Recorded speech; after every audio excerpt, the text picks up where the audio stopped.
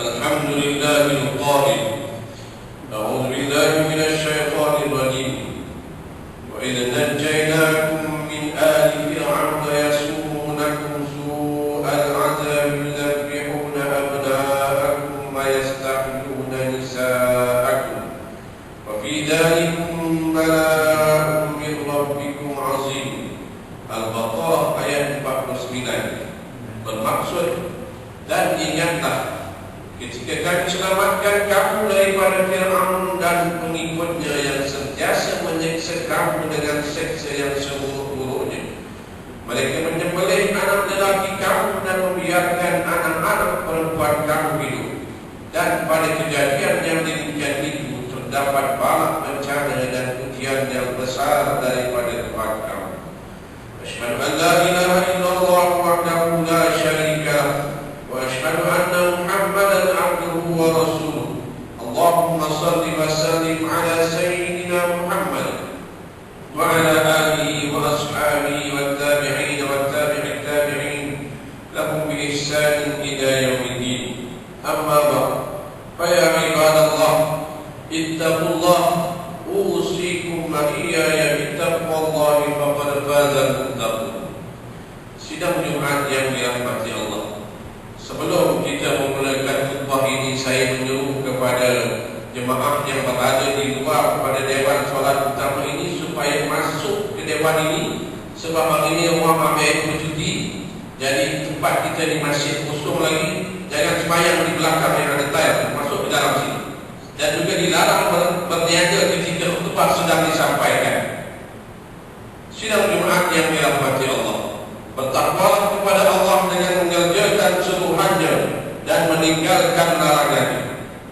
Dan hendaklah tiap-tiap diri melihat dan memperhatikan apa yang dia telah sediakan dari amal-amalnya untuk hari esok, yakni hari akhirat.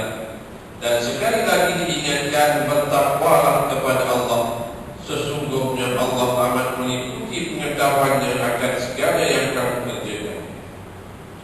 Bersempena ulang tahun ke-59 tarikh penubuhan Malaysia, memang membicarakan khutbah bertajuk Membina Jiwa Merdeka, Minda Merdeka.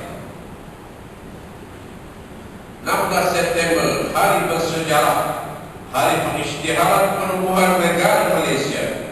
Kebijaksanaan dan kejayaan yang teramat mulia Almarhum Tunku Abdul Rahman Putra bersama barisan pemimpin seangkatan beliau memimpin dan mengurus Persekutuan Tanah Melayu sebagai sebuah negara merdeka setelah memberikan keyakinan kepada pemimpin dan rakyat di Sabah, Sarawak dan Singapura dengan persetujuan Inggris untuk menjadi wilayah merdeka yang bergabung dengan Persekutuan Tanah Melayu, menubuhkan negara Malaysia pada 16 September 1963. Para tetamu rumah Allah yang dimuliakan, hakikat kemerdekaan perlu dipahami secara tersurat dan tersirat dengan menghayati berbagai kisah yang dilalui oleh generasi terdahulu. Kisah Nabi Musa alaihissalam dengan penentuan ilahi berjaya membebaskan Bani Israel daripada penindasan dan kekejaman Fir'aun adalah antara pedoman. Fir'aun memerintah dengan sifat beraja di mata, bersultan di hati, angkuh, bongkak, sombong, takabur, menganggap dirinya paling berkuasa di muka bumi, merasakan setiap perbuatannya betul serta tidak salah. Fir'aun telah memperhambakan manusia, melakukan berbagai kezaliman dan kerosakan, menjunjung perintah Allah Subhanahu wa taala. Nabi Musa alaihissalam memimpin umat baginda menentang kezaliman Fir'aun agar manusia kembali memperoleh kemuliaan dan martabat. Nabi Muhammad sallallahu alaihi wasallam ketika mengembangkan risalah Islam menghadapi masyarakat yang mengalami 3 penjajahan, yaitu hidup yang tiada hala tuju, penindasan ekonomi dan kezaliman sosial. Hidup tiada hala tuju digambarkan melalui penyembahan berhala. Rasulullah sallallahu alaihi wasallam menyembah hanya Allah yang Maha Esa. Pada dasar ekonomi berlaku kerana kekayaan dikuasai dan diborong oleh kelompok tertentu yang tamak dan haram. Rasulullah sallallahu alaihi wasallam menegur golongan yang mengumpul, memborong dan menghimpun harta tanpa mempedulikan keadilan ekonomi. Kezaliman sosial berlaku melalui tindakan kaum Quraisy mengamalkan sistem perhambaan, semangat asobiah, diskriminasi dan penghinaan terhadap wanita serta anak. Islam menganjurkan pembebasan hamba, memuliakan wanita dan kesetaraan bangsa. Dalam khutbah terakhir di Arafah, Rasulullah sallallahu alaihi wasallam menegaskan tidak ada perbezaan antara orang kulit hitam dan kulit putih, antara Arab dan bukan Arab, melainkan takwa. Kemerdekaan berpandukan ajaran Islam bukan sahaja membebaskan umat manusia daripada perhambaan sesama manusia, bahkan membebaskan umat manusia daripada segala bentuk perhambaan selain kepada Allah Subhanahu wa taala. Antara kandungan surat Rasulullah sallallahu alaihi wasallam kepada penduduk Najran dicatatkan, aku menyeru kalian untuk menghambakan diri kepada Allah dan meninggalkan perhambaan sesama manusia. Ketika Rabi'i bin Amir diutus Panglima Sa'ad bin Abi Waqqas radhiyallahu anhu mengadakan rundingan dengan Panglima Parsi Rustum, Rabi'i berkata, kami yakni umat Islam diutus Allah untuk mengeluarkan manusia daripada perhambaan sesama manusia, menuju perhambaan hanya kepada Allah Subhanahu wa taala, keluar daripada kesempitan dunia menuju kelapangannya, dan keluar daripada kezaliman agama menuju keadilan Islam. Para tetamu ilahi yang dikasihi, minda atau akal yang merdeka merujuk kepada minda yang keluar dari kepompong kejahilan. Minda yang terkurung dalam kejahilan tidak dapat berkembang dan kemampuan berpikirnya terbatas. Sedangkan minda anugerah ilahi ini kemampuannya tiada batasan selagi mana ia digunakan dengan cara yang betul dan sehat. Minda hendaklah dimanfaatkan dengan berfikir secara baik, bertindak secara rasional, setelah mengambil kira segala pertimbangan demi mencapai keputusan terbaik buat diri, agama, masyarakat dan negara. Minda yang tidak dijajah seharusnya membawa kepada warga yang berubah daripada segala perbuatan dungu dan kepercayaan kaum kepada perbuatan dan kepercayaan yang cerdik, membebaskan pikiran dan sentiasa menggalakkan kemajuan. Akal menjadi sehat dengan sentiasa ditambahkan ilmu. Umat harus menambah ilmu pengetahuan agar berupaya menggeserkan kebenaran dan pemalsuan, intan dan kaca. Sebaliknya minda terkunci yang tidak berkembang dan kurang pengetahuan mudah dijajah oleh pemikiran asing dan budaya songsak yang bercanggah dengan adat setempat serta menyalahi syariat. Cara berfikir harus didasari dengan petunjuk Al-Quran dan As-Sunnah. Ajaran Islam memperkenalkan maksud kemerdekaan sebenar, yaitu manusia bebas dari belenggu kejahilan serta tidak mensyirikkan Tuhan Rabbal Alamin.